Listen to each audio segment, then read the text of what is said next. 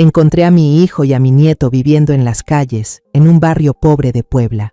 Me quedé paralizada, porque 5 años atrás mi nuera me había dicho que se habían mudado a la Ciudad de México y que no querían volver a verme.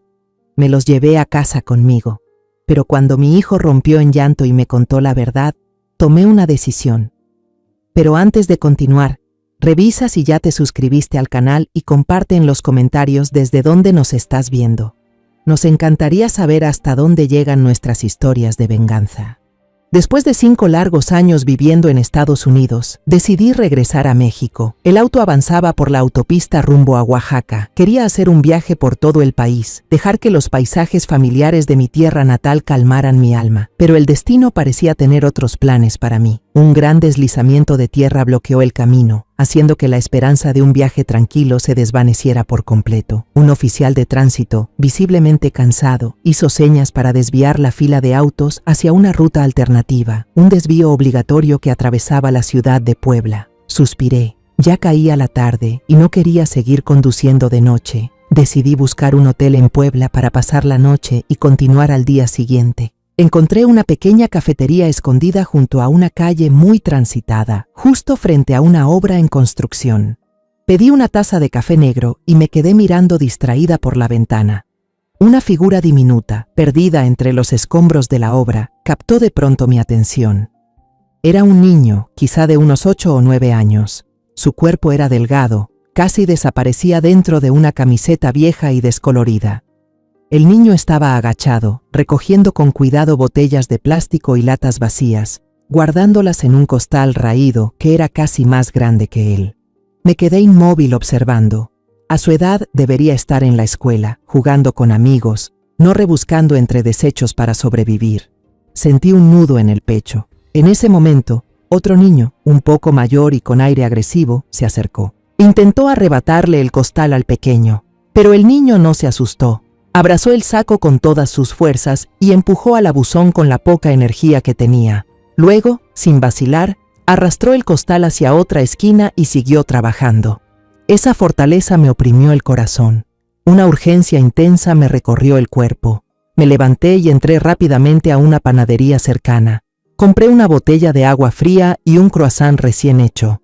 Con ellos en la mano, crucé la calle. Me acerqué despacio, llamándolo con suavidad para no asustarlo. «Oye, niño». El pequeño se sobresaltó y dio unos pasos atrás, abrazando su costal como un animalito que defiende su territorio. Su mirada era desconfiada, llena de recelo. Estaba claro que la vida ya le había enseñado la dura lección de no confiar en los extraños. Me agaché, manteniendo cierta distancia para que se sintiera seguro. Extendí lentamente la botella y el pan hacia él, sonriendo con la mayor ternura que pude. «No quiero hacerte daño. Toma, esto es para ti. Pareces tener hambre y sed». Me miró, luego miró la botella y el pan. El deseo se reflejaba en sus ojos, pero aún dudaba. Los segundos pasaron como siglos. Finalmente, el hambre y la sed vencieron al miedo. Se acercó con cautela y estiró su pequeña mano para tomar el regalo. Cuando sus delgados dedos cubiertos de polvo rozaron los míos, levantó la vista, quizá para darme las gracias, y en ese instante el tiempo se detuvo. Unos ojos color avellana, grandes y asombrosamente puros, me miraban fijamente. Unos ojos que había contemplado durante horas sin cansarme, los mismos que me habían perseguido en sueños durante 5 años. La botella se me escapó de las manos y se estrelló contra el suelo. Todo a mi alrededor se volvió borroso. Balbuceé, con la garganta cerrada por la emoción, incapaz de articular una frase completa. ¿Mario? El niño se quedó inmóvil. Me observó, los labios temblorosos, y entonces, como si una represa se rompiera, los recuerdos y las emociones lo inundaron. Me reconoció. ¿Abuela? Su voz temblaba, llena de duda. ¿Abuela? ¿De verdad? De sus grandes ojos comenzaron a caer lágrimas. Soltó el costal sin pensarlo 2 veces y corrió hacia mí, abrazándome las piernas con fuerza. El llanto de él se quebraba en sollozos desgarradores. El llanto de un niño que había soportado demasiada tristeza y que ahora se derrumbaba al encontrar el único refugio que le quedaba. «Abuela», Abuelita, te extrañé mucho. Me arrodillé, abrazando su cuerpecito delgado y tembloroso contra mi pecho. No pude contener más las lágrimas. Se mezclaron con las suyas, cálidas y saladas. Miles de preguntas giraban en mi mente. ¿No debería estar viviendo una vida plena y feliz con sus padres en Ciudad de México? ¿Por qué había terminado así? ¿Por qué tenía que estar aquí, solo, recogiendo basura en una ciudad que no conocía? Traté de contener el sollozo, acariciando su espalda delgada. Mario, mi niño, ¿dónde están tus padres? ¿Por qué estás aquí solo? Mario levantó su carita empapada en lágrimas. Su pequeño dedo señaló hacia el mercado bullicioso y ruidoso, no muy lejos de allí. Papá está trabajando allá, está cargando cosas para la gente. Cada palabra suya era como un golpe directo en mi pecho. Me levanté temblando, sosteniendo su diminuta mano con fuerza, como si al soltarla pudiera desvanecerse de nuevo. Caminamos hacia el mercado. El aroma intenso de las especias, el olor dulce de la fruta madura y el bullicio de los vendedores no lograban acallar el estruendo de mi corazón latiendo con desesperación dentro de mí. Mario me señaló. Bajo un techo de lámina oxidada, un hombre agachado cargaba un enorme costal de papas. Lo levantaba con esfuerzo sobre la caja de un camión. La camisa empapada de sudor se le pegaba al cuerpo huesudo. Cada paso que daba era pesado, tambaleante.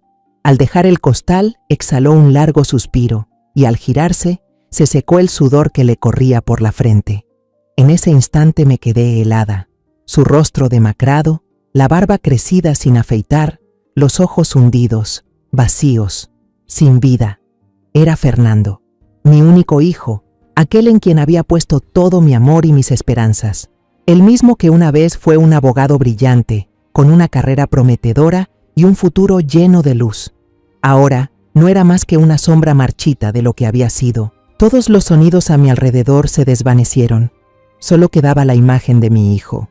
Estaba ahí, delgado, agotado, sus ojos vacíos mirándome como si fuera un fantasma del pasado. Los dos quedamos inmóviles hasta que una gota helada cayó sobre mi mejilla. Una lluvia repentina empezó a caer con fuerza, empapando todo, haciendo que los vendedores corrieran a cubrirse y que el mercado entero se volviera un caos. Fernando rápidamente llevó a Mario bajo el techo de lámina oxidada. Se acurrucó allí, su camisa empapada de sudor ahora completamente mojada por la lluvia, temblando bajo el viento frío. Al verlo así, mirando esa espalda frágil, esos ojos perdidos buscando refugio, todos los recuerdos de aquella noche de tormenta, casi 6 años atrás, regresaron con una claridad tan brutal que juraría que había ocurrido ayer. Fue un día de lluvia torrencial. Había regresado de un viaje de trabajo en Guadalajara un día antes de lo previsto. Durante todo el viaje no dejé de pensar en mi familia. Extrañaba la risa contagiosa de Mario, el brillo en los ojos de Fernando al hablar de Luna y la felicidad que me llenaba el corazón al imaginar al nieto que estaba por nacer. Había tenido éxito en mi carrera, había construido un imperio inmobiliario sólido, pero por encima de todo, mi familia era mi mayor orgullo. Volvía antes para sorprender a mi hijo, a su esposa y a mi nieto. En el camino, pasé por una tienda de juguetes y elegí para Mario una camiseta de superhéroe, roja brillante, con la imagen de Superman levantando el puño, listo para volar por los cielos, tal como siempre había imaginado a mi nieto, fuerte y lleno de vida. Luego pasé por una joyería y compré una pulserita de plata, pequeña y reluciente, grabada con diminutas estrellitas, con la intención de regalársela al nieto que Luna llevaba en su vientre, de apenas 3 meses. Me imaginé a Luna sonriendo radiante, a Mario feliz, a Fernando abrazándome. Esa felicidad sencilla me calentó el alma en medio de la lluvia fría. Mi coche avanzaba por la calle inundada. El ruido de las ruedas al rozar el pavimento componía una sinfonía triste. Por fin llegué a casa. Nuestra casa, una pequeña y acogedora residencia, era el lugar en el que había pasado toda la vida cuidando del hogar. Las luces estaban encendidas. Lo extraño era que la reja de hierro no estaba cerrada con llave y la puerta principal solo estaba entreabierta. Un pequeño presentimiento de intranquilidad se coló en mi interior, pero lo aparté pronto, pensando que Fernando y Luna estarían ocupados con Mario. Empujé la puerta con suavidad y entré, planeando gritar ¡sorpresa!, para asustarlos un poco. Pero al pasar el umbral, un sonido extraño alcanzó mis oídos. Era la voz de Luna. Su voz venía desde el despacho de Fernando. Normalmente la voz de Luna era dulce y cariñosa como la miel, pero esta vez sonaba cortante, fría y burlona, una voz completamente ajena que nunca había oído en mi nuera. Un escalofrío recorrió mi espalda. El instinto de madre me decía que algo andaba mal. Contuve la respiración. Me acerqué con paso suave al despacho, me escondí tras la puerta entreabierta y miré al interior con cuidado. Luna estaba sentada en el sillón de cuero de Fernando, con una pierna cruzada, el teléfono pegado a la oreja. Su rostro, bajo la luz de la lámpara, ya no tenía la inocencia de siempre. En su lugar lucía una sonrisa ladeada de desprecio. «Tranquilo, Ricardo», se rió entre dientes, una risa que sonaba como metal rozándose, espeluznante. «Ese idiota pronto firmará todos los papeles de transferencia de la casa y los bienes. Él piensa que son papeles para el fideicomiso de Mario. ¡Qué ridículo!». Cada palabra suya fue como una cuchillada directa al corazón. ¿Ese idiota? ¿Fernando, mi hijo, el que fue mi orgullo, ahora llamado idiota por la mujer con la que comparte la cama? ¿Y ese tal fideicomiso de Mario? ¿Transferir la propiedad? Un torrente de preguntas llenó mi mente, pesadas. Hubo un silencio, quizá porque la persona al otro lado del teléfono hablaba. Me quedé inmóvil, agarrada al marco de la puerta, con el corazón latiéndome a toda prisa. Entonces ella continuó, con un tono aún más despectivo, como si escupiera sobre lo más sagrado. ¿Embarazada? No estoy loca como para destrozarme el cuerpo otra vez, Ricardo. Tú lo estás haciendo muy bien. Todos los exámenes de embarazo salen perfectos. Nadie podrá sospechar. Mi cabeza daba vueltas. La pulserita de plata en mi mano, símbolo de la esperanza y el amor por el nieto que iba a nacer, de pronto pesó como un plomo. ¿No será posible? ¿Acaso Luna nos ha engañado? ¿Ha engañado a Fernando fingiendo el embarazo? Un frío me envolvió. Entonces soltó una última frase, una frase que convirtió la última esperanza que tenía en cenizas, una frase de una maldad que jamás imaginé que un ser humano pudiera pronunciar. La semana que viene voy a montar una caída por las escaleras, unos cuantos moretones, una actuación perfecta. Luego la voy a acusar de maltrato que le provoque la pérdida del embarazo. Él lo perderá todo, la reputación, el dinero y la carrera, y nosotros lo tendremos todo, mi amor. Disfrutaremos juntos. El sonajero de plata se me resbaló de las manos y cayó al suelo de mármol, produciendo un clink agudo que resonó en el silencio de la casa. Aquel sonido, aunque pequeño, fue suficiente para romperlo todo. No era solo el ruido del metal golpeando el suelo, era el sonido de la confianza quebrándose, de la familia desmoronándose, de todo lo que había amado y creído. La llamada se cortó. Luna levantó la cabeza de inmediato. Su rostro se puso pálido al verme allí, pero en un instante el miedo desapareció, reemplazado por una insolencia que me dejó sin aliento. Sus ojos brillaron con un desafío venenoso, como una serpiente descubierta en su guarida, sin intención alguna de retroceder. Una furia ardiente estalló dentro de mí, consumiendo cualquier resto de razón. Grité con la voz rota por la rabia. «¡Eres un demonio! ¡Una serpiente venenosa con piel de humana!». Me lancé hacia ella para arrebatarle el teléfono de las manos, la única prueba, lo único que podía desenmascarar a esa farsante. En ese preciso momento, la puerta principal se abrió de golpe. Fernando entró, sosteniendo un ramo de lirios blancos, las flores favoritas de Luna.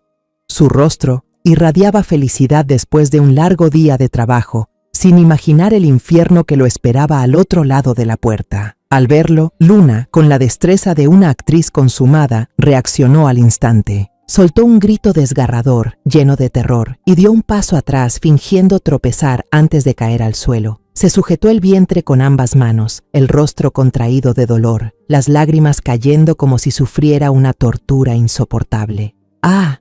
¡Mi vientre! Fernando, ayúdame! Tu madre me empujó», gemía, con una voz tan desesperada que cualquiera habría creído su actuación. Fernando se quedó petrificado por un segundo. La sonrisa se borró de su rostro. El ramo de lirios blancos se deslizó de sus manos y cayó al suelo. Las flores se aplastaron bajo sus pies apresurados. Sin dudar ni un instante, corrió hacia Luna, se arrodilló a su lado y la tomó en brazos. Luego alzó la vista hacia mí. Sus ojos enrojecidos estaban llenos de furia, dolor y desesperación. «Mamá, ¿qué has hecho?», me gritó con un odio que jamás creí escuchar de su boca. Me quedé paralizada, intentando ponerme de pie, pero mis piernas temblaban. Levanté una mano tratando de explicarle, de recuperar la confianza de mi hijo. «No, Fernando, escúchame. Ella miente, todo es una farsa, yo no la empujé». Pero Fernando no escuchó. En su mirada solo había sufrimiento y rabia. Me empujó con fuerza. Tropecé y caí contra la pared fría. Ese empujón dolió más que cualquier golpe físico. Fue como una puñalada directa al corazón, cortando el lazo más sagrado entre madre e hijo.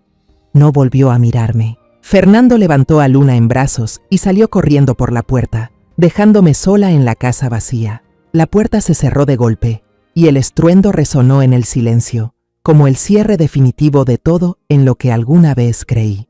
Me quedé inmóvil en el sofá, en la misma casa que, horas antes, aún era un hogar cálido, y ahora no era más que un lugar helado y vacío.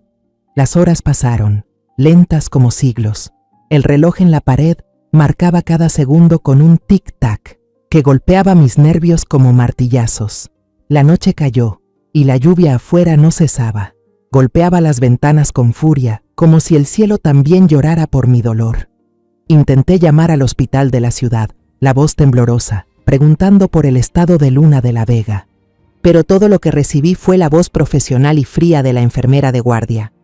«Lo siento, señora, no podemos proporcionar información del paciente a alguien que no tenga autorización».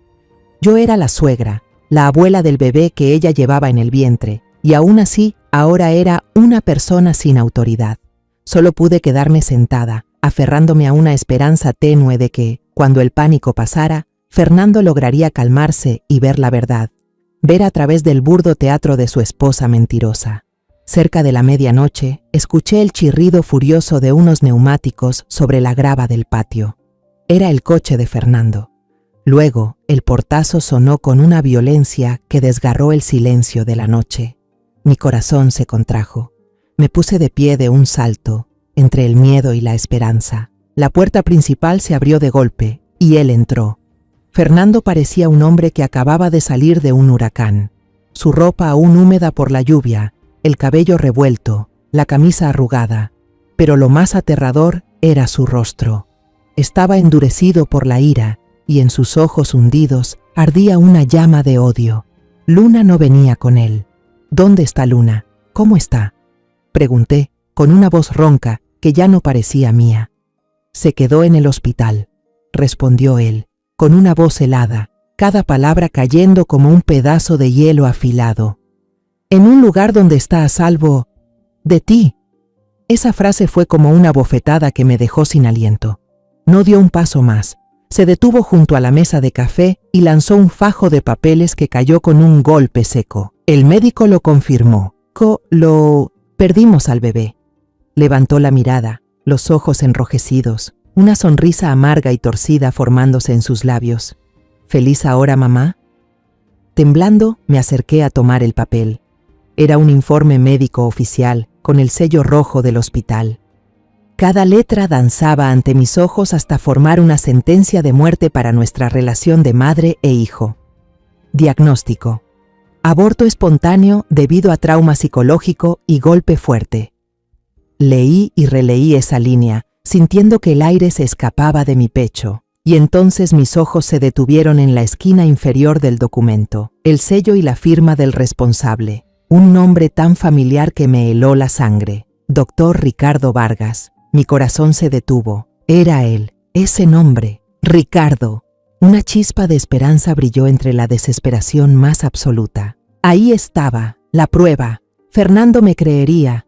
«Fernando, mira, mira bien», casi grité, señalando la firma con voz quebrada de desesperación. «Ricardo, ese es el amante con el que escuché a Luna hablar por teléfono. Él es médico. Todo esto es una conspiración Una farsa perfectamente planeada. ¿No lo ves? Pero mi esperanza se apagó tan rápido como había surgido. Fernando apartó mi mano con un gesto de repulsión, tan violento que el papel salió volando, girando en el aire antes de caer suavemente al suelo. ¡Basta!, rugió, con el rugido de una bestia herida. No quiero escuchar más mentiras venenosas tuyas. Me apuntó con el dedo, el cuerpo temblando de rabia y dolor. Cuando entré, te escuché gritándole. La vi caer al suelo. Siempre la odiaste, nunca aceptaste que fuera mi esposa. Su voz se quebró, llena de la angustia de un hombre que acaba de perder a su hijo. Cada vez que veníamos veía la forma en que la mirabas. Esa mirada de juicio, de frialdad. Vi cómo mirabas su vientre, no con amor de abuela, sino con sospecha. Estás celosa, celosa de nuestra felicidad. No soportas que yo ame a otra mujer más que a ti. Y entonces pronunció la acusación final, tan cruel que destruyó lo poco que quedaba de mi alma. Por eso, mataste a tu propio nieto. Sollozó, solo para demostrar que tenías razón. Le arrebataste la vida a un inocente. Aquella acusación fue como una cuchilla oxidada que se hundió lentamente en mi corazón y luego giró con fuerza. No podía respirar. El aire desapareció de mis pulmones. Quise gritar para defenderme, para decir que todo era mentira, pero ninguna palabra logró salir de mi garganta estrangulada. Solo pude quedarme allí, paralizada, recibiendo el odio del hijo al que había amado más que a mi propia vida. Al verme callada, ella pareció tomarlo como una confesión. La furia extrema en sus ojos se fue enfriando, y en su lugar apareció una indiferencia fría y aterradora. «Nos vamos», dijo, con voz monótona, sin ningún sentimiento. Acepté una oferta de trabajo en la Ciudad de México. Empezaremos una vida nueva, en un lugar donde no esté la madre. Dicho esto, dio la espalda y subió las escaleras. Escuché la puerta de su dormitorio abrirse de forma brusca, el armario cerrarse de golpe, los objetos caer y chocar dentro de la maleta en un ruido metálico. Cada sonido era un corte, una ruptura con el pasado. Unos minutos después, bajó. Con una mano llevaba la maleta, con la otra sujetaba a Mario. El niño apenas tenía 3 años, aún somnoliento, frotándose los ojos, sin entender lo que pasaba.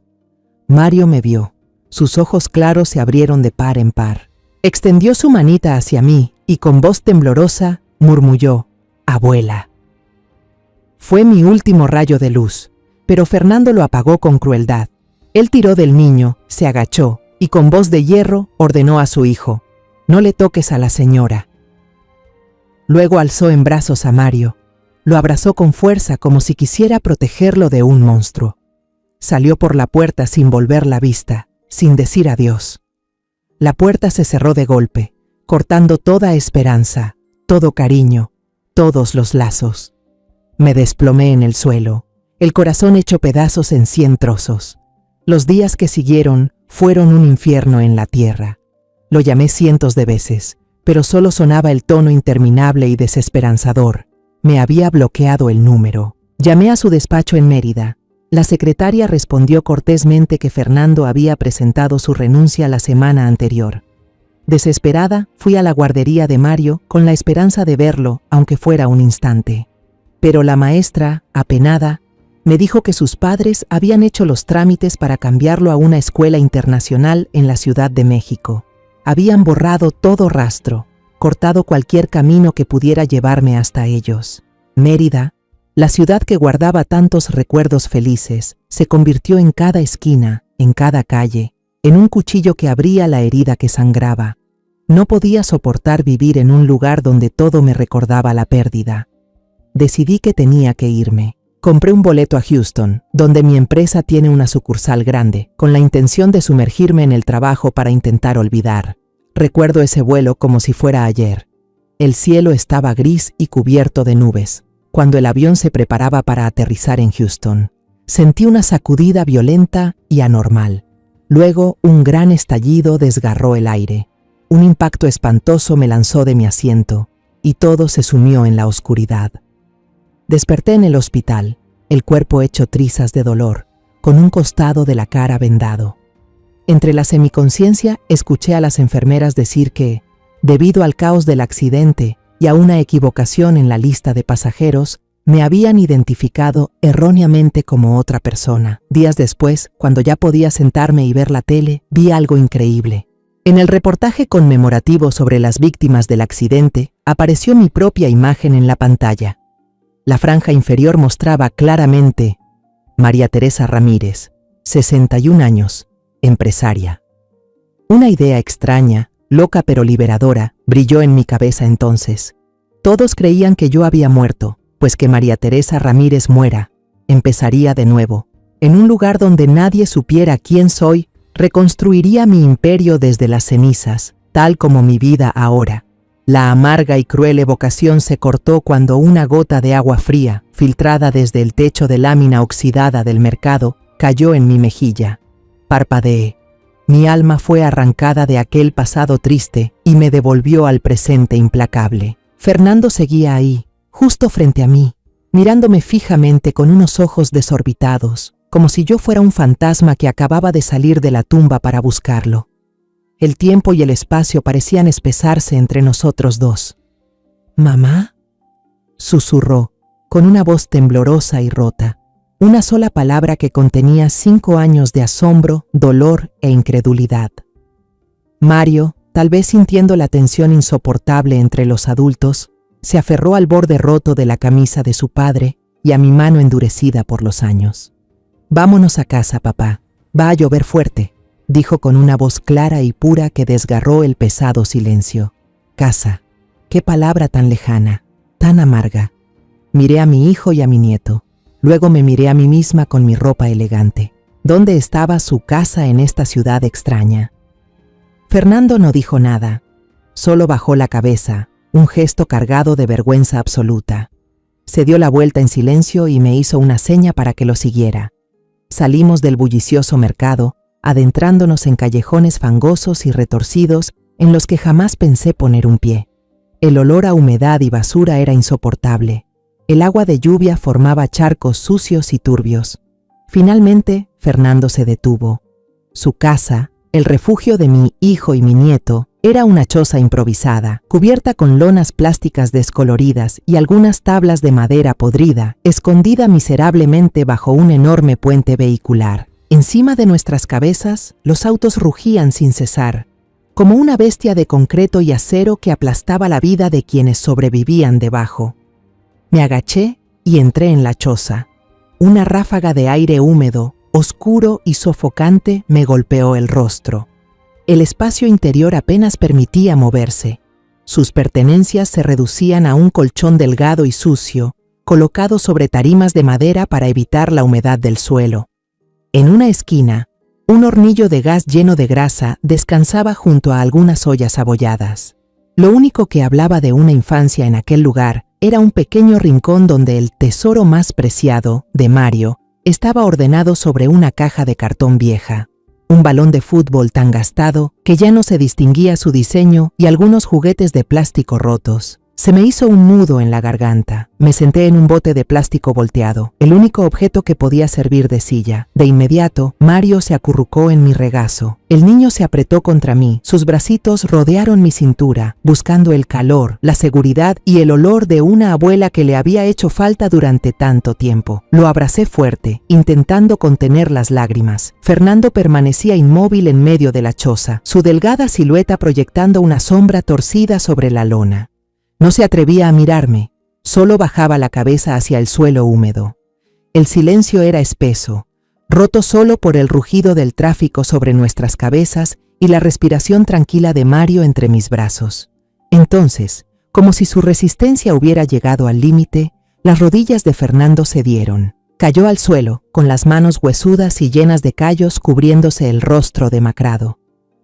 Su llanto no fue fuerte ni desgarrador, sino un sollozo entrecortado que sacudía su espalda delgada. Era el sonido de un hombre completamente destrozado, de un orgullo hecho polvo. Entre los hipidos, su historia de 5 años de miseria brotó como un torrente desbordado. Habló de los primeros meses en Ciudad de México, de cómo Luna se volvió fría y arisca después de la tragedia del aborto. hasta que un día regresó del trabajo y encontró que la cerradura del departamento había sido cambiada. Un abogado con rostro de piedra lo esperaba en la puerta con los papeles del divorcio y una orden judicial de restricción. La razón: supuestamente había tenido comportamientos violentos e inestables tras la muerte del hijo que aún no había nacido. Los documentos de transferencia de propiedad, los poderes notariales que había firmado a ciegas creyendo que eran para asegurar el futuro de Mario, se habían convertido ahora en las armas que le arrebataron todo. La casa, los ahorros del banco, las acciones de la empresa, todo lo que tenía pertenecía a Luna. Lo echaron a la calle con las manos vacías y su pequeño hijo en brazos. Desesperado y sin ningún lugar a donde ir, abrazó a su hijo y regresó a Mérida, con la intención de buscarme, de arrodillarse ante mí para pedirme perdón. Pero los viejos vecinos lo recibieron con miradas de lástima y murmullos a sus espaldas. Una anciana bondadosa que había vivido junto a nuestra casa por décadas le mostró un recorte de periódico viejo y amarillento. Era una nota sobre el trágico accidente aéreo en Houston. El recorte tenía mi foto en la lista de las víctimas fallecidas. En ese momento, sollozó, con la voz hecha pedazos. Lo perdí todo. Perdí al hijo que no nació. Perdí a mi esposa. Perdí mi casa. Y al final, perdí también a mi madre. Pensé que ya no me quedaba nada en este mundo. Me contó sobre los días errantes que siguieron, sobre cómo llevó a Mario a Puebla para buscar a un viejo amigo, con la esperanza de pedirle prestado un poco de dinero para empezar de nuevo. Pero ese amigo también lo traicionó, robándole lo último que le quedaba. Solo, en tierra ajena y sin un peso en el bolsillo, no tuvo más remedio que trabajar cargando cajas en este mercado, haciendo los trabajos más pesados para ganar unas monedas con las que darle de comer a Mario. Cada día que pasaba era un día en que se maldecía a sí mismo por su estupidez, por su ceguera. La historia terminó ahí. Levantó el rostro, cubierto de lágrimas y polvo. Sus ojos, hundidos y vacíos, al fin se atrevieron a mirarme de frente. Una mirada llena de dolor, arrepentimiento y desesperanza. No me atrevo a pedirte perdón. No lo merezco, dijo con una voz ronca, áspera, que me desgarró el alma. Fui un hijo desobediente, un idiota, un imbécil que creyó en una mujer diabólica y abandonó a la única madre que tenía. Respiró hondo, como reuniendo las últimas fuerzas que le quedaban. Solo te pido una cosa. Salva a Mario. Él no tiene culpa de nada. Llévatelo de este infierno. No dejes que pague por mis errores. No dije nada. Acaricié suavemente a Mario, que dormía plácidamente sobre el colchón delgado, y me levanté sin hacer ruido. Me arrodillé en el suelo húmedo, frente a mi hijo. Abrí los brazos y lo atraje hacia mí, abrazando su cuerpo frágil y tembloroso. Se quedó rígido por un instante, tal vez sorprendido, y luego se derrumbó sobre mi hombro, rodeándome con sus brazos como un niño perdido que por fin encuentra el camino a casa. Le di unas palmadas suaves en la espalda. Mis lágrimas, las lágrimas del perdón y del renacer, cayeron silenciosamente y se mezclaron con las suyas, las lágrimas del arrepentimiento. Fernando, hijo mío, le susurré al oído, con la voz temblorosa por la emoción.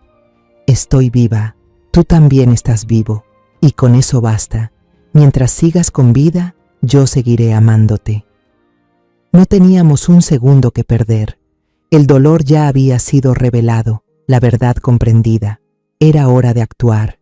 Me puse de pie, sacudí la tierra de mi ropa y sentí una energía poderosa, decidida, despertar dentro de mí.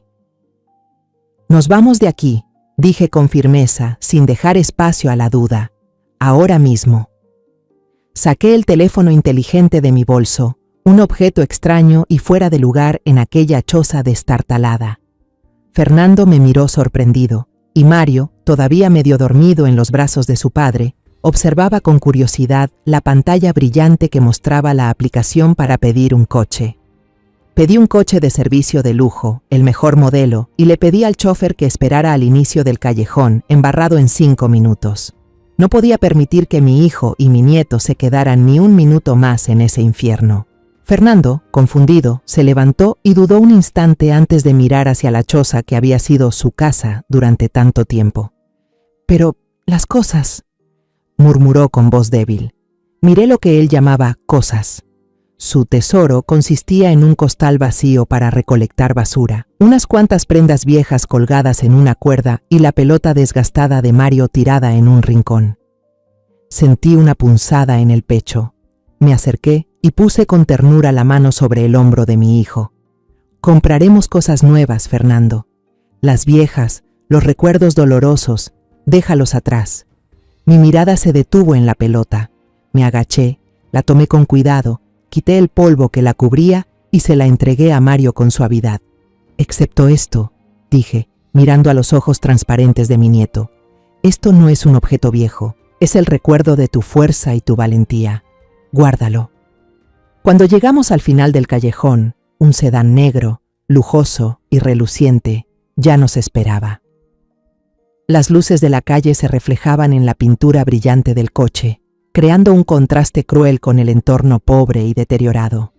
Fernando vaciló, sin atreverse a subir. Miró su ropa de trabajo sucia y desgarrada, luego los asientos de cuero color crema, impecables dentro del auto. La vergüenza y la inseguridad se dibujaban en cada línea de su rostro cansado. No dije nada, solo tomé su mano áspera y la apreté con fuerza, guiándolo para entrar. Nuestro primer destino no fue una casa.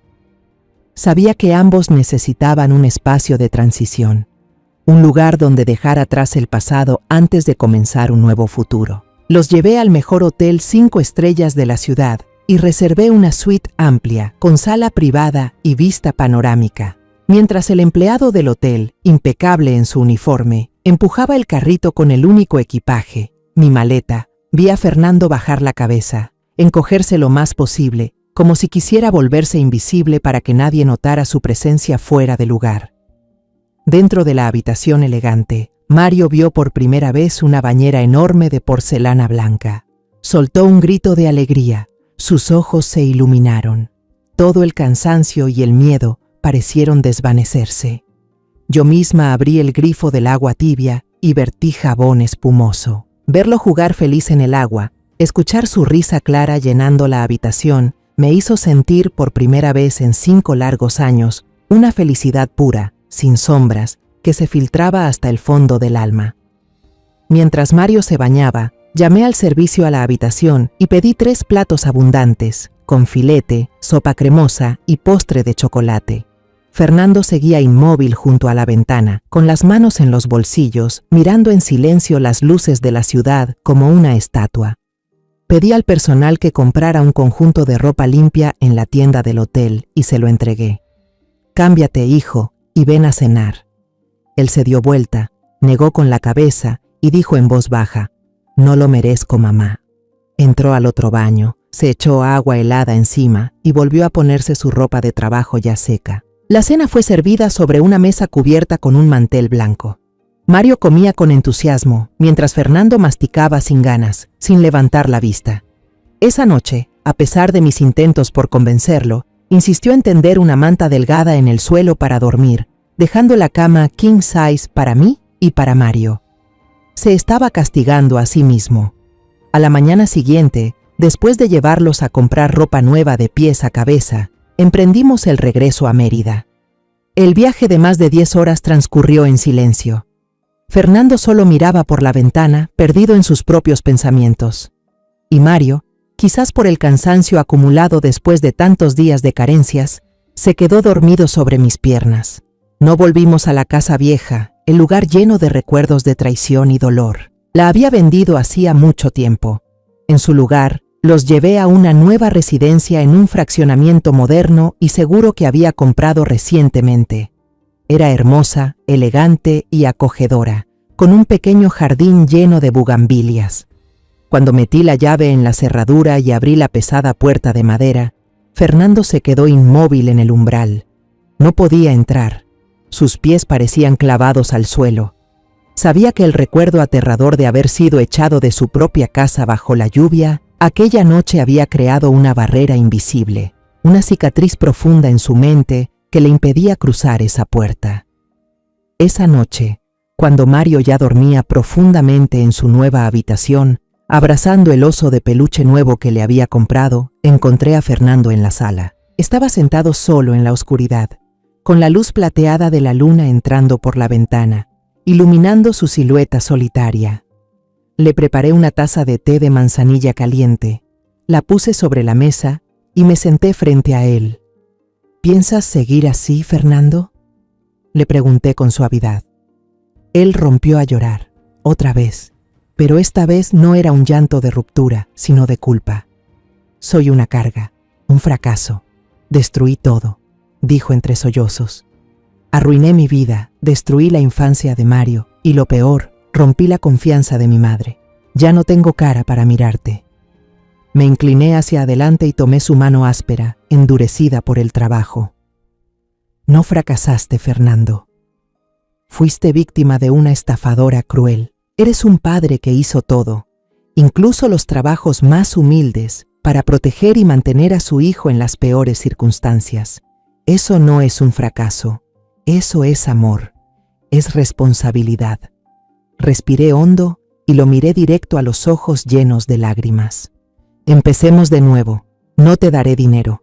La lástima solo te matará otra vez, pero te daré una oportunidad. Ven a trabajar a la empresa de tu madre, Grupo Ramírez Inmuebles. Él levantó la cabeza de golpe, con los ojos llenos de sorpresa y duda. Pero no sé nada de bienes raíces. Soy un abogado fracasado. Solo te haré quedar en ridículo. Entonces aprende, dije con firmeza, sin dudar. Empezarás desde abajo, en el archivo. Nadie en la empresa sabrá que eres mi hijo. Tendrás que enfrentarte tú solo a las miradas, a los rumores. Recuperarás tu dignidad con tus propias manos y tu propio esfuerzo. No por mí, sino por Mario. Haz que vea que su padre puede levantarse con fuerza del mismo lugar donde cayó. Vi una chispa débil pero esperanzadora encenderse poco a poco en sus ojos antes vacíos. Después de un largo silencio, asintió. Una lágrima resbaló por su mejilla y cayó en la taza de té de manzanilla, formando pequeñas ondas que se expandían suavemente, como un nuevo comienzo, un nuevo capítulo que apenas empezaba. La semana siguiente, Fernando comenzó a trabajar en Grupo Ramírez Inmuebles, no como hijo de la presidenta, sino como un empleado en periodo de prueba. Su puesto era el de archivista, el trabajo más manual y meticuloso de toda la empresa. Organizar miles de expedientes antiguos, sacar copias y entregar documentos internos entre departamentos. Era el cargo más bajo, pero también el único lugar donde podía aprender cómo funcionaba toda la maquinaria desde sus detalles más pequeños. El primer lunes, se paró frente al espejo y se puso el traje que yo le había comprado.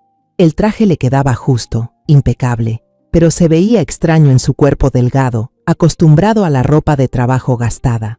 Se esforzaba por ajustar la corbata, con esas manos que conocían mejor el peso de los sacos de papas que las cosas pequeñas y delicadas. En sus ojos vi preocupación, inseguridad, pero también una determinación inquebrantable. Lo llevé a la empresa, pero según lo acordado, solo lo dejé en una esquina, a cierta distancia. Desde aquí caminas tú. Para todos, solo eres un nuevo empleado, Fernando Ortega, nada más. No dijo nada, solo asintió. Respiró hondo como quien junta todo el valor del mundo, abrió la puerta del coche y se mezcló con la multitud de oficinistas que entraban apurados al edificio. Sentada en mi oficina elegante, no podía concentrarme en ningún documento. Toda mi atención estaba en la pantalla del sistema de seguridad, algo que casi nunca usaba. Observaba en silencio los primeros pasos de mi hijo en su camino por recuperar su vida. Todo resultaba más difícil de lo que imaginé. Tropezaba con la máquina de café. Casi se quema la mano con el agua caliente. Cuando le encargaron mover una torre de documentos, los dejó caer todos en medio del pasillo. El papel voló por todas partes. Algunos empleados jóvenes no pudieron evitar reírse. Otros mostraron fastidio y lo empujaron al pasar. La jefa de recursos humanos, una amiga de muchos años, me reportó discretamente lo que había escuchado. Los rumores empezaron a circular. Ese tipo tiene pinta de obrero, no de oficinista. Dicen que fue abogado. ¿Cómo terminó aquí? Seguro hizo algo grave. Sabía que esas eran las primeras pruebas que debía superar por sí mismo.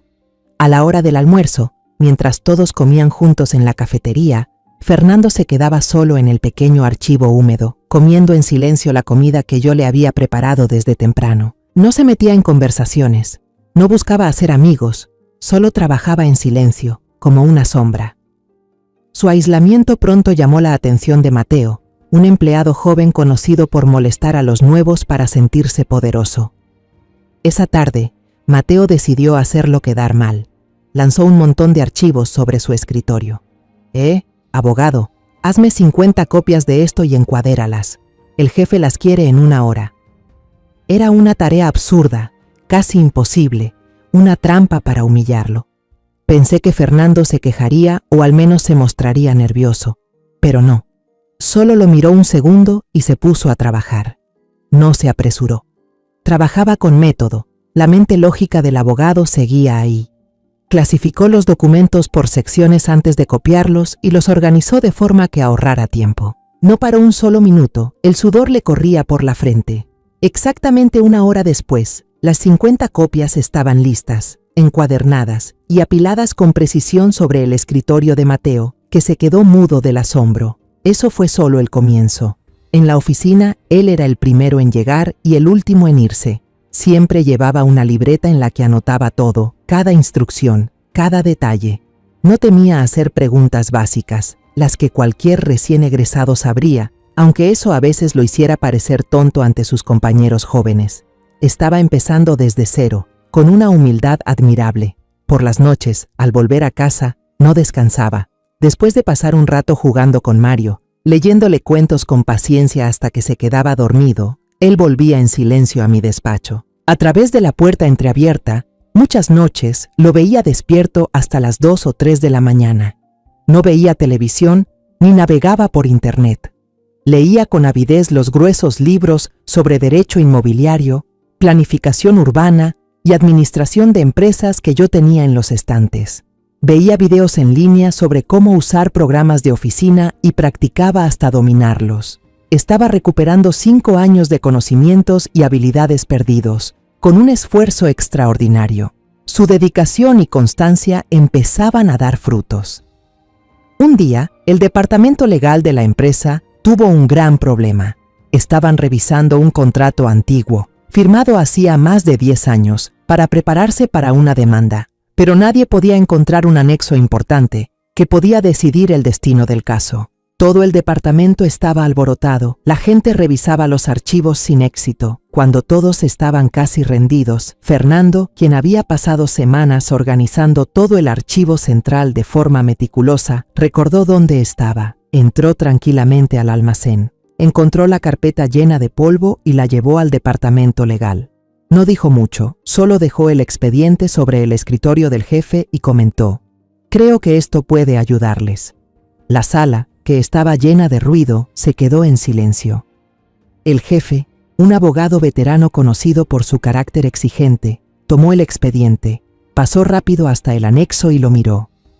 Su mirada ya no era de desprecio hacia un empleado cualquiera, sino de sorpresa y un poco de respeto. Desde ese día, todo empezó a cambiar. Los murmullos a sus espaldas se fueron apagando. Las risas burlonas fueron reemplazadas por saludos cordiales.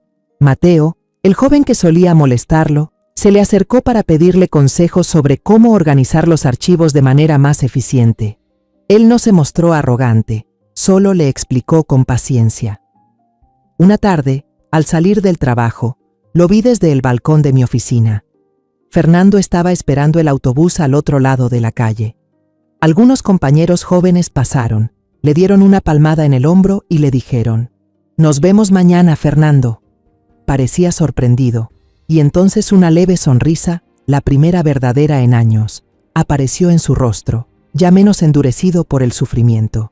Yo sabía que ya no era el empleado nuevo raro, ni el abogado fracasado. Era Fernando Ortega, un hombre trabajador y digno de confianza. Estaba reconstruyendo su vida, no con mi dinero, sino con su propio sudor, su perseverancia y su honor.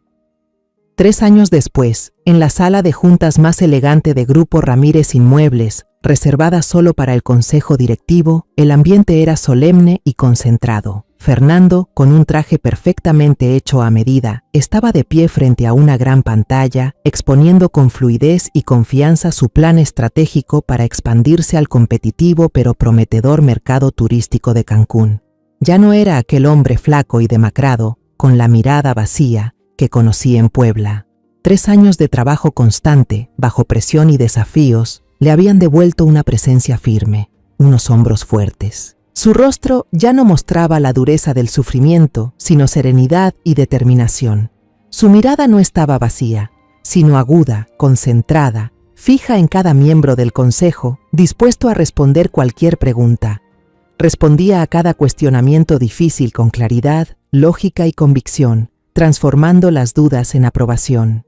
Yo, sentada en el puesto de presidencia, lo observaba en silencio. En mis ojos se mezclaban las imágenes del torpe empleado de archivo que derramaba papeles en el pasillo y del director de proyecto, seguro de sí mismo, que ahora dominaba toda la sala. Un orgullo silencioso, pero inmenso, me llenó el pecho. Una emoción imposible de describir con palabras. Lo había logrado. Se había levantado por sí mismo.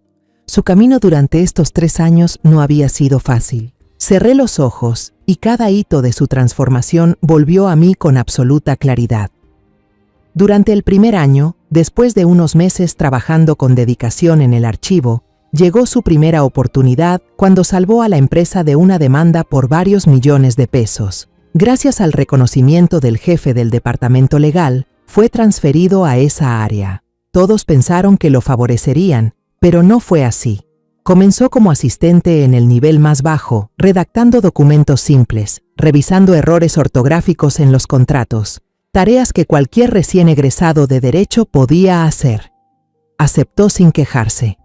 Volvió a aprender desde lo más básico. Trabajó con constancia y demostró su capacidad con cada documento y cada memorando. El segundo año marcó un gran giro en su vida. Un proyecto importante de resort ecológico en Cancún se detuvo de repente. El proyecto enfrentó una fuerte oposición de la comunidad pesquera local por temas ambientales y complicaciones legales sobre los derechos de uso de la tierra. El director del proyecto anterior, un hombre con mucha experiencia pero poca paciencia, se desanimó y renunció. El proyecto estaba al borde del fracaso, con pérdidas de decenas de millones de dólares. En una tensa reunión del consejo directivo, cuando ninguno de los directores con más experiencia se atrevía a hacerse cargo de ese hueso duro de roer, Fernando se levantó.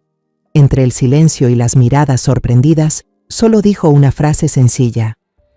Señor presidente, señores del consejo, permítanme intentarlo. Yo lo aprobé, a pesar del escepticismo de muchos. Y no me decepcionó. Se mudó a una casa provisional en la obra de Cancún durante 6 meses. No se sentó en una oficina con aire acondicionado a dar órdenes. Cada día se remangaba los pantalones y caminaba por el lodo para hablar con cada pescador del pueblo. Se sentaba con ellos junto a las fogatas, escuchando sus preocupaciones y sentimientos. Usó su conocimiento como abogado para analizar y renegociar las cláusulas de protección ambiental, garantizando los derechos y medios de vida sostenibles para ellos. Incluso se puso el casco de seguridad y supervisó la construcción, comiendo y durmiendo junto a los ingenieros y obreros. Los conquistó no con poder ni dinero, sino con sinceridad y respeto. Al final, el proyecto no solo se reanudó, sino que recibió el apoyo entusiasta del gobierno y de la comunidad local. En el tercer año, regresó a Mérida como un héroe. La historia del salvador del proyecto Cancún se difundió por toda la empresa. Fue nombrado director de operaciones, responsable de supervisar todos los grandes proyectos del grupo. Con su experiencia práctica y mente analítica, reestructuró muchos procesos burocráticos, eliminó gastos innecesarios y aumentó la eficiencia casi un 30%. Se ganó el respeto absoluto de todos, desde los empleados más modestos hasta los miembros del consejo directivo. Y cuando nuestro CEO, de muchos años, anunció su retiro, me presenté ante el consejo y propuse a Fernando para el cargo. Ningún miembro se opuso. No votaron por él porque fuera mi hijo. Votaron por él porque habían sido testigos de su extraordinaria transformación, de un empleado de archivo a un verdadero líder. Su historia pronto llamó la atención de los medios. un reconocido periódico de negocios publicó una entrevista exclusiva que causó sensación en todo México, con el titular "Debajo un puente en Puebla al puesto de CEO, la historia de cuento moderno de Fernando Ortega". El artículo se difundió rápidamente. De pronto, Fernando se convirtió en un fenómeno, un ejemplo de esfuerzo y superación ante la adversidad. Cadenas de televisión prestigiosas lo invitaron a entrevistas, revistas de negocios querían su foto en la portada. Al principio, rechazó toda la atención. "Solo estoy haciendo mi trabajo, mamá. No quiero presumir de mi pasado, pero logré convencerlo. El pasado no es algo para presumir, pero sí una lección. Tu historia puede dar esperanza a muchas personas que están en el fondo, que piensan que su vida ya se acabó. No te la guardes para ti solo, Fernando". Y él apareció en la televisión, en un programa de entrevistas que millones de personas vieron. Se mostró tranquilo, humilde y sincero. No contó los detalles trágicos de su pasado ni culpó a nadie. Solo dijo que había tenido una etapa de desorientación y que había recuperado su vida gracias a una segunda oportunidad y una fe que nunca se apagó. Cuando el conductor le preguntó quién había sido su mayor motivación, él sonrió, una sonrisa cálida y llena de orgullo. "Es mi hijo, Mario. Cada día me esfuerzo, porque quiero construir un mundo en el que él pueda levantar la cabeza y sentirse orgulloso de su padre". Esa noche, toda la familia vimos el programa juntos. Al ver a mi hijo tan seguro frente a las cámaras, con Mario, ya un adolescente, aplaudiendo feliz y orgulloso a su lado, mi corazón se llenó de felicidad. Pensé que por fin todas las tormentas habían pasado y que era momento de ver amanecer. Pero en lo más profundo, un miedo helado empezó a deslizarse, como una serpiente arrastrándose en la oscuridad. Esa fama era un arma de doble filo. Traía reconocimiento y prestigio, pero también era un faro brillante en la noche, capaz de atraer a las polillas venenosas del pasado. Y mis temores se hicieron realidad. Era una hermosa mañana de martes. En la sede principal de Grupo Ramírez Inmuebles reinaba un ambiente de entusiasmo y energía. Fernando acababa de cerrar con éxito un acuerdo estratégico con una corporación internacional, el negocio más grande y más importante en los 40 años de historia de la empresa. Para celebrarlo, decidió organizar una breve reunión en el amplio vestíbulo principal para agradecer y felicitar personalmente a todos los empleados que habían trabajado día y noche por ese logro. Los aplausos, las risas y los brindis resonaban por todo el lugar, componiendo una sinfonía de éxito y unión. Yo observaba desde el balcón del segundo piso de mi oficina, mirando hacia abajo. Vi a mi hijo rodeado de empleados, sonriendo, con una mirada llena de confianza. Todo parecía haber encontrado su equilibrio perfecto: paz, felicidad y éxito. Pensé que al fin, después de tanto dolor, mi familia podría disfrutar de días tranquilos. En ese instante, el teléfono interno sobre mi escritorio sonó con un timbre agudo. Contesté y la voz temblorosa y alterada de la joven recepcionista sonó al otro lado. Señora Ramírez, hay una mujer aquí abajo. Está llorando desesperadamente y exige ver al señor Ortega. Dice que es su esposa". El corazón se me detuvo, como si hubiera caído en un abismo sin fondo. La serpiente había regresado. De inmediato cambié la pantalla del ordenador a la cámara de seguridad del vestíbulo. Una mujer estaba allí de pie, y la reconocí al instante. Luna de la Vega, el mismo cabello rubio cuidadosamente teñido, pero su rostro mostraba las huellas del tiempo y de una vida que no había salido como esperaba. Llevaba un vestido de marca, algo pasado de moda, y se había maquillado en exceso para disimular el cansancio y las arrugas en las comisuras de los ojos. Pero la codicia y el cálculo en su mirada no había manera de ocultarlos. A pesar de la firme pero educada resistencia de los dos guardias de seguridad, los empujó y corrió directo al centro del vestíbulo, donde Fernando estaba dando su discurso. Eligió el momento y el lugar perfectos para montar el espectáculo más escandaloso posible. «Fernando», su voz sonó entre sollozos, desgarradora y teatral, cortando el discurso de mi hijo. El vestíbulo, que hacía un momento estaba lleno de ruido, quedó en silencio. Todo se detuvo. Cientos de miradas, desde empleados, gerentes hasta los socios presentes, se dirigieron hacia la mujer desconocida que acababa de irrumpir. Fernando se dio la vuelta y vi cómo la sonrisa en su rostro se congelaba por un instante. Luna, con la habilidad actoral de una estrella de cine, corrió hacia él con los ojos llenos de lágrimas. Intentó abrir los brazos para abrazarlo, pero Fernando, que ya no era el ingenuo de antaño, retrocedió un paso por instinto, manteniendo una distancia fría y firme. Ese gesto no pareció desconcertar a Luna. Se detuvo, llevó una mano a la boca y sollozó de manera perfecta para el público curioso que la observaba. «Fernando, soy yo. Por fin te encontré», sollozó. «Te vi en la televisión. ¿Sabes? Te he buscado por todas partes todos estos años. Estoy tan orgullosa de ti, mi amor. Sabía que lo lograrías». Luego empezó a relatar su trágica historia cuidadosamente elaborada. Contó cómo el malvado doctor Ricardo la había engañado, robándole todas sus pertenencias y dejándola sin un centavo.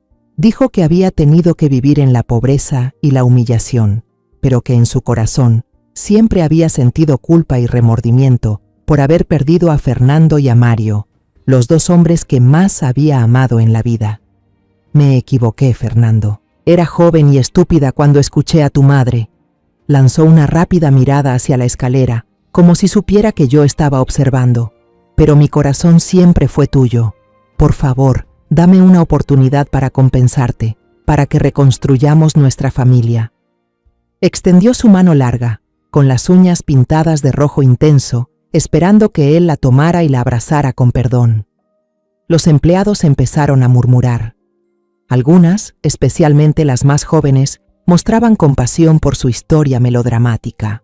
Miraban a Fernando con expectativa, pero mi hijo permanecía inmóvil.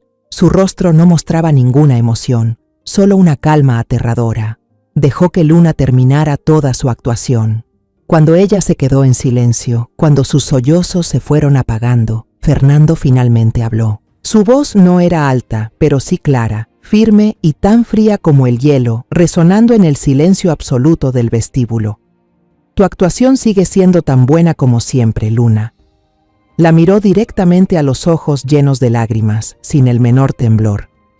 «La última vez que te vi, mandaste a tu abogado a echarme de casa, a mí y a un niño de 5 años, bajo la lluvia. No me buscaste cuando mi hijo y yo tuvimos que recoger botellas para sobrevivir en Puebla. Solo apareciste aquí cuando mi nombre salió en la portada de la revista Forbes». Dio un paso más, bajando la voz, pero cada palabra pesaba como una piedra. «Mi hijo, Mario, ahora tiene 14 años. Es alto, inteligente y un chico bondadoso. No tiene ningún recuerdo de ti. Y yo, cueste lo que cueste, haré todo lo posible para que su vida siga siendo así, tranquila». El rostro de Luna cambió de color. Su obra perfecta se derrumbó en cuestión de segundos. Sus ojos, antes llorosos, ahora brillaban con rabia y vergüenza. No podía creer que el hombre ingenuo y manipulable de antes se hubiera convertido en alguien tan firme, agudo y frío. Fue entonces cuando decidí que había llegado mi momento de aparecer. El telón se había levantado, y el último acto era el mío. Salí lentamente de la oficina y bajé por la gran escalera de mármol. El sonido de mis tacones resonaba en el suelo de piedra, cada tac, tac, rompiendo el tenso silencio. Todos se apartaron automáticamente, dejándome pasar como si el agua abriera su cauce. Me acerqué a Fernando y puse una mano sobre su hombro. No fue solo un gesto, fue una afirmación de pertenencia, una declaración de protección y una muestra de unión imposible de romper. Luna me vio, y por primera vez desde que entré, el verdadero miedo, sin un rastro de actuación, apareció en sus ojos. Retrocedió un paso instintivamente, como un animal acorralado frente a su depredador. Miré directamente a la mujer que había destruido 8 años de la vida de mi hijo, con una voz serena, pero tan fría como el invierno. «Hola, Luna. Casi una década, ¿no? No has cambiado mucho». Sonreí levemente, una sonrisa sin el más mínimo rastro de calidez. «Creo que ya es hora de que aclaremos todo, aquí y ahora». Mi aparición y esas palabras cargadas de intención convirtieron el vestíbulo principal de la empresa en un verdadero escenario y todos los presentes en espectadores involuntarios. Los empleados quedaron inmóviles, sin atreverse siquiera a respirar, temerosos de perder un solo segundo del drama que se desplegaba frente a ellos. Afuera, algunos periodistas, siempre atentos al escándalo, aparecieron de la nada. Sus cámaras y grabadoras apuntaban hacia nosotros a través de los ventanales, listos para capturar cada instante de esta tragedia familiar de alta sociedad. Luna, tras el instante inicial de pánico al verme, recuperó rápidamente la compostura. Con el instinto de supervivencia de un depredador, entendió que estaba acorralada y decidió jugar su última carta: apostar por la compasión del público. Se giró bruscamente hacia los empleados, dejando que las lágrimas cayeran en cascada mientras hablaba con voz entrecortada. ¿Lo ven? ¿Todos lo ven? Esta es la madre dominante que nos separó. Nunca me soportó, desde el primer día que Fernando me presentó. Me señaló con el dedo tembloroso, pintado de rojo. Ella me calumnió, me empujó y me echó cuando estaba embarazada del hijo de su hijo. Ella me arrebató todo. Su interpretación de víctima fue impecable, una actuación capaz de arrancar lágrimas a cualquiera que ignorara la verdad. Pero yo no me alteré. Había esperado demasiado tiempo este momento. Solo sonreí, una sonrisa helada, vacía. ¿Calumniarte? Luna, parece que tu memoria ya no es tan buena después de casi 10 años. Me giré y le hice una señal a mi asistente de confianza, que esperaba discretamente en una esquina. Entendió de inmediato. Caminó hacia el podio, conectó una pequeña memoria USB al sistema de proyección que minutos antes mostraba los orgullosos gráficos de crecimiento de la empresa. Se abrió un archivo de audio, y entonces una voz muy familiar resonó, amplificada por el sistema de sonido, llenando el vestíbulo. Era la risa burlona de Luna. Tranquilo, Ricardo. Todos los papeles de la transferencia, el idiota ya los firmó. ¿Embarazada? No estoy loca para arruinar mi cuerpo. Solo es un cojín en la barriga, mi amor. El silencio absoluto se apoderó del lugar. Cientos de personas contenían el aliento, atónitas. El rostro de Luna se volvió tan pálido como el papel, sin una gota de sangre. El rojo de su labial contrastaba de manera grotesca. Balbuceó, la voz temblorosa. ¿Qué? ¿Qué es eso? Es falso. Está manipulado. Usted lo editó. Me está difamando. No, no lo creo, respondí con calma, cada palabra golpeando como un martillo sobre su ataúd. Esa es la grabación del sistema de seguridad de la casa, el mismo que tú insististe en que Fernando instalara para la seguridad del bebé. Parece que olvidaste que ese sistema no solo grababa video, sino también audio con gran claridad, ¿verdad? Alcancé a guardar una copia en un disco externo antes de que borraras todos los archivos al día siguiente. Lástima que entonces no tuve la oportunidad de mostrarle la verdad a Fernando. Sin darle tiempo a reaccionar, relaté toda la verdad sobre aquella noche lluviosa y decisiva frente a cientos de testigos. Hablé de la farsa del aborto planeada con detalle, del médico amante Ricardo Vargas, que falsificó los reportes médicos, del plan meticuloso para quedarse con todo el patrimonio que Fernando había construido con tanto esfuerzo. Lo conté con precisión, con calma, sin omitir una palabra, como una fiscal leyendo la acusación final. Luna gritó desesperada, como una bestia herida luchando por su último aliento. ¿Dónde están las pruebas? Eso solo son palabras de una vieja amargada. No tienes ninguna prueba. Aquí están las pruebas. Una voz masculina, grave y autoritaria, resonó desde la entrada principal. Todos se giraron al mismo tiempo. Un hombre de mediana edad, elegantemente vestido con un traje caro, entró. Era Alfonso Reyes, uno de los abogados penalistas más reconocidos y respetados de México, además de un viejo amigo de mi familia. Lo llamé en cuanto recibí la llamada de la recepcionista. El señor Alfonso avanzó, seguido por 2 agentes de policía uniformados. Abrió un portafolio de cuero y habló con voz firme, sin mostrar emoción alguna. Señora Luna de la Vega, soy el abogado representante del señor Ricardo Vargas. Mi cliente, después de años de vivir atormentado y con miedo, ha decidido entregarse y colaborar completamente con las autoridades. Levantó un fajo de documentos. Él ha proporcionado todas las pruebas, mensajes de texto, grabaciones de llamadas y documentos falsificados que demuestran la falsificación de expedientes médicos, el fraude y la difamación organizada. Con base en su declaración y en las pruebas irrefutables del señor Vargas, esta es la orden de arresto contra usted. Ese fue el golpe final. El knockout. Toda la fuerza de Luna se desvaneció. Cayó de rodillas sobre el suelo de mármol frío, su vestido de diseñador arrugado. La máscara de belleza y falsa inocencia se rompió por completo, dejando ver un rostro deformado por el odio, el terror y la derrota. Cuando los dos policías se acercaron para esposarla, ella despertó del shock. Comenzó a forcejear y gritó el nombre de Fernando como una loca. «Fernando, di algo. Diles que todavía me amas. Diles que todo fue un malentendido». Fernando la miró, no con odio, sino con una profunda compasión. «Solo lo lamento por ti, Luna. Pudiste haber tenido una familia feliz, pero elegiste el dinero. Ahora no te queda nada». Los policías la sacaron escoltada a través de la multitud, que permanecía en un silencio sepulcral. Las miradas que antes mostraban compasión, ahora estaban llenas de desprecio y furia. Afuera, los flashes de las cámaras no paraban de destellar, capturando el momento más humillante en la vida de una estafadora. Las grandes puertas de cristal se cerraron tras ella, poniendo fin a un capítulo oscuro y doloroso en la historia de mi familia. La última escena de la farsa había terminado. Fernando se volvió hacia mí.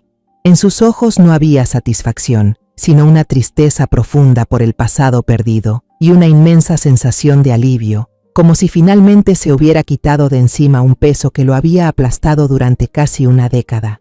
Se acercó y me abrazó con fuerza, con calidez. «Todo ha terminado, mamá», susurró, con la voz aún temblorosa. Le di unas palmaditas en la espalda y respiré hondo. «No», respondí con voz firme y llena de esperanza. «Esto apenas está comenzando, hijo mío». Unos meses después, la tormenta mediática finalmente se calmó. El escándalo de Luna de la Vega fue tema candente en todos los periódicos, pero como toda noticia sensacionalista, poco a poco se desvaneció en el olvido, dejando espacio para nuevas historias. Lo sorprendente fue que la empresa no solo no sufrió daños, sino que al contrario, la reputación de Grupo Ramírez Inmuebles se fortaleció aún más. La historia de integridad, valentía y superación del nuevo CEO, Fernando Ortega, se convirtió en una leyenda en el mundo empresarial, dándonos una imagen más confiable que cualquier costosa campaña publicitaria. Cuando todo volvió a la normalidad, supe que había llegado el momento de tomar una decisión que llevaba mucho tiempo guardando en mi corazón. Convoqué una reunión general en la sede principal, un evento más grande que cualquiera que se hubiera realizado antes.